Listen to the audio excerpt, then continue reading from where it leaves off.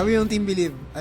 Talagang, gaya nga nung sabi ko kanina, yung angas nandun, but also with the harmony and the power. Talagang, nabigay nila, tsaka yung song na yun, Liwanag sa Dilim. It's such an iconic song, it's such a, also like, has already so many covers. Parang, siguro, at least 1 out of every 5 town fiesta kina-cover yung song na yun. Pero yung version nila, talagang they made it their own.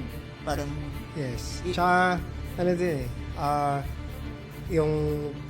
think yung mga techniques tsaka tips ni Coach Billy, nakapagbigay talaga ng kakaibang atake para sa kanila. And even like, sakto din for their age and their spirit. So, na-feel ko din yung kulit in a good way. Parang, kasi nga si Coach Billy makulit din siya. So parang na-mentor niya rin in a good way. Nalabas niya yung kulit, yung angas dun sa mga kids.